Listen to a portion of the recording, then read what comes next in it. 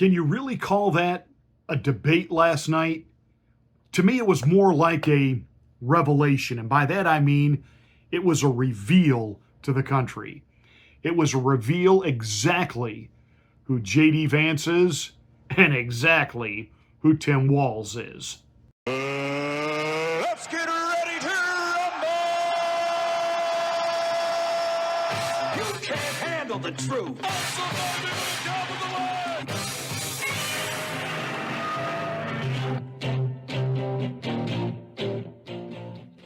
Hi, I'm Pastor Marty, and this is the Afternoon Drive. Make sure that you are subscribed to the channel. Once you are, smack the bell, click the word all. That'll give you a notification of my rants, my ravings, my undeniably flawless reasonings. Please like and share this video. That's the only way that we get the word out that we're here. Thank you so much for watching the Afternoon Drive. I'm going to be completely and totally honest. I forgot there was going to be a vice presidential debate last night. I've been so caught up in postseason baseball. I am a diehard New York Mets fan. I mean, I am with them through thick and thin. And being a lifelong Mets fan, it's usually thin.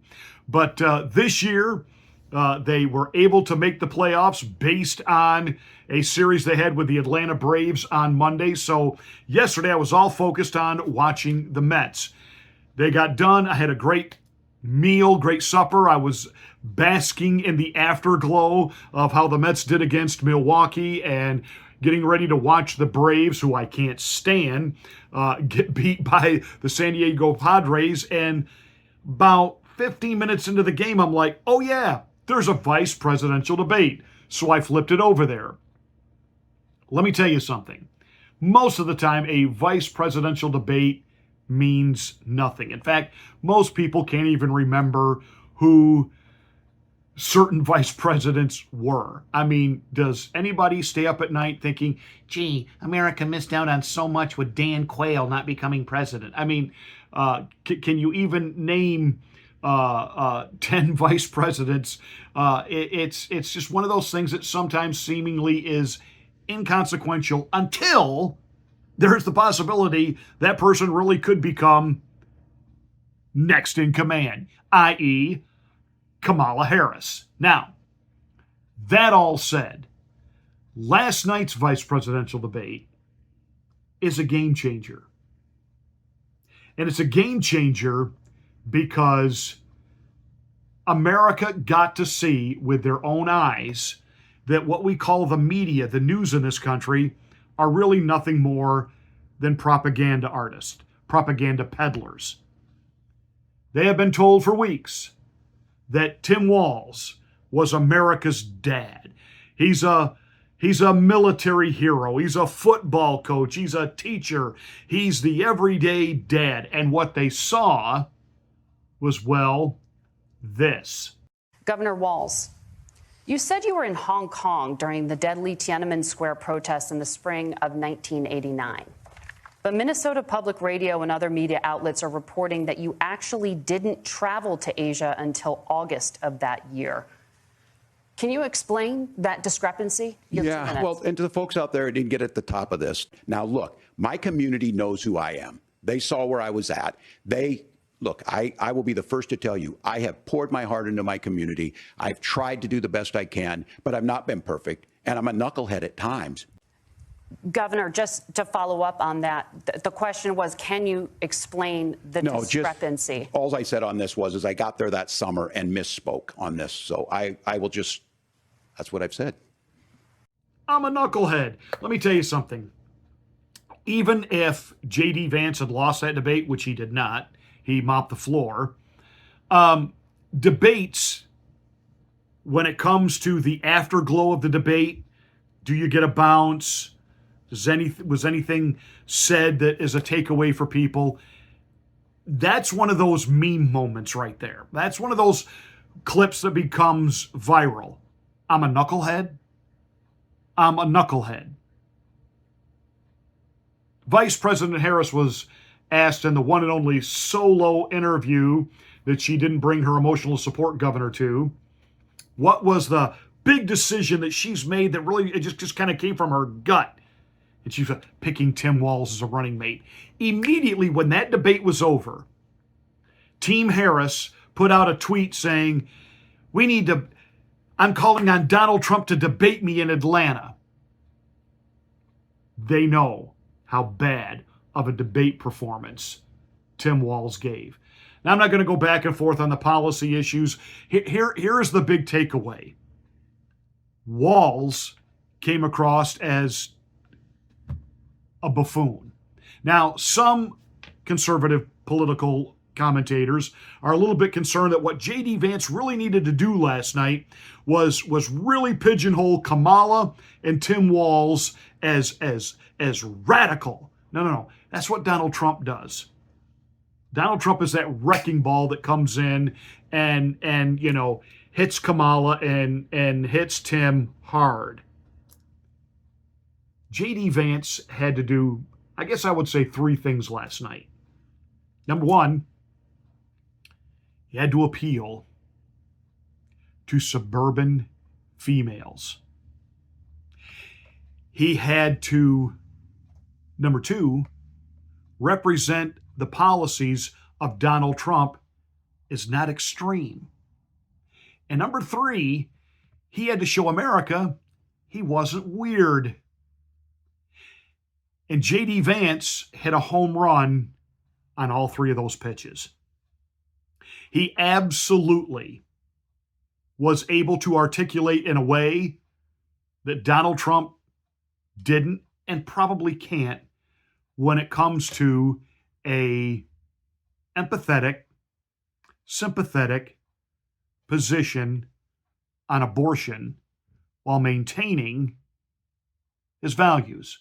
He said that he personally is undeniably pro-life, but with empathy and almost a crack in his voice and a tear in his eye said, but I understand that there are women out there that find themselves pregnant and they're scared.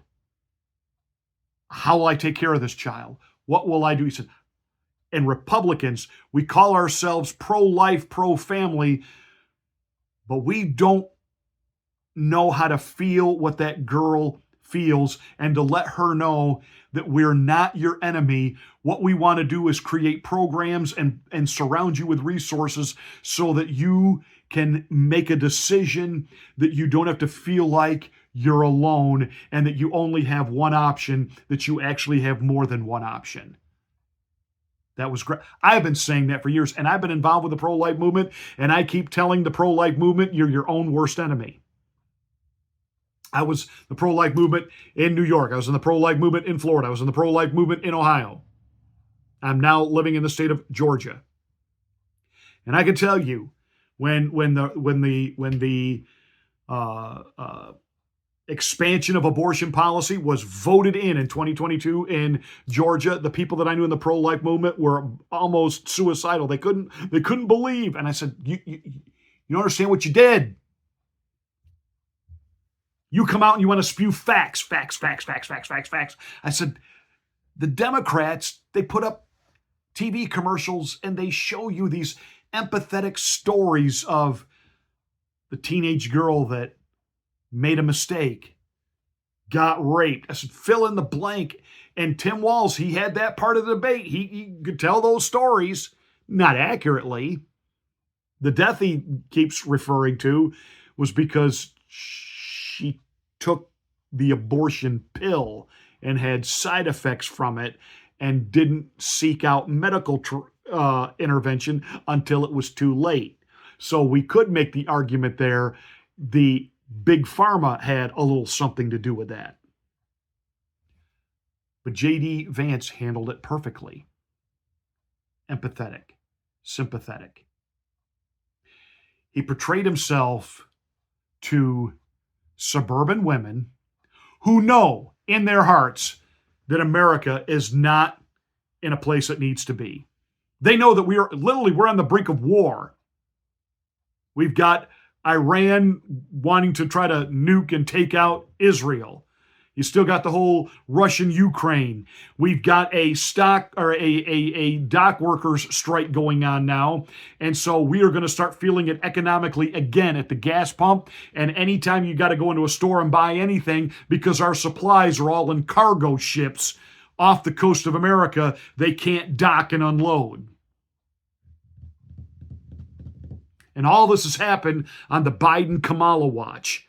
And even suburban, educated, feminist women know this has been a train wreck, a disaster of an administration. But they can't quite bring themselves to vote for Donald Trump because of all the endless propaganda they have heard on the TV. But J.D. Vance hit the right tone. They realized he's not weird. There were several times he didn't hit the governor. I would have liked him to. I would have liked him to have gone on a few things with the governor. But he didn't do that. In fact, in times he found place to say, we agree on that. And he disarmed the governor because the governor's job was to make J.D. Vance look like a weirdo, and epically failed on that. J.D. Vance kind of schooled Kamala and Tim Walz on, see, you guys have ducked all the interviews. You've only done like 2. Where J.D. Vance has done hundreds and hundreds of interviews since becoming the VP nominee. He's on the Sunday shows every week, and he's always going into hostile water. He was ready for that debate. He even fact-checked the moderators. And people are talking today about he did it. He didn't take the bait. He didn't get snarky. He didn't get agitated like a Donald Trump. He handled it very well. The only criticism that can be hurled at him today is Rachel Madcow said he's slick. No, he's professional, and he's polished, and he's polite. He's poised and he's confident. He was presidential. And to the donor class within the Republicans that still have a trouble with Donald Trump, they looked at J.D. Vance and said, I guess he wasn't a radical pick. Hey, all right, I can give some money to this, especially if this is the guy next in line. See, Donald Trump wasn't simply picking a yes man. Donald Trump was picking the heir to take Trump's agenda for 8 years beyond his 4. And J.D. Vance showed the voters he can be trusted, he's confident, he knows the issues, he's likable. And again, the media was left going, because they have tried to portray him as anything but. I was hoping as I watched that debate last night that Ron Howard, Opie Taylor, Richie Cunningham, film director, who made the movie about JD's life, who is now disavowing JD. Not because he really knows what JD stands for politically, but the things he's been told by his Holly weird compadres. I was really hoping last night that Ron Howard watched the debate. And that Ron Howard went, wow, that was measured, that was reasonable. J.D. Vance hit it out of the park. Tim Walz on the other end, I'm an knucklehead. I misspeak. No. You lied. You lied again. This time you lied about you were in Tiananmen Square when the uprising happened and there were 400 students killed. You claim you were there. We find out, no, that happened in June. You didn't get there till August as a tourist. More stolen valor. You aren't the military rank that you claim to be. You never carried weapons into war because you've never been to war. In fact, you retired just before your unit deployed. You really weren't a head coach. You were the jockstrap coach. Lie, embellish, lie, embellish, lie, embellish. You're the male version of Hillary Rodham Clinton. That's what America saw last night in you. And a deer caught in the headlights continually. You had some pictures that when you look at the stills today, it looks like the Joe Biden debate.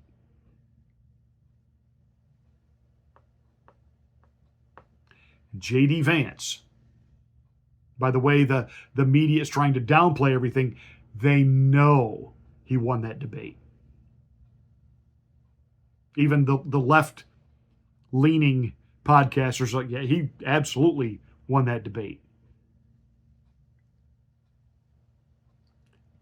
You now, if you're somebody who's still been a little uneasy, you're afraid of Orange Man, ask yourself a simple question. Are you better off now than you were 4 years ago? You know the answer to that. And J.D. Vance now gives you the excuse to throw that lever for Donald Trump.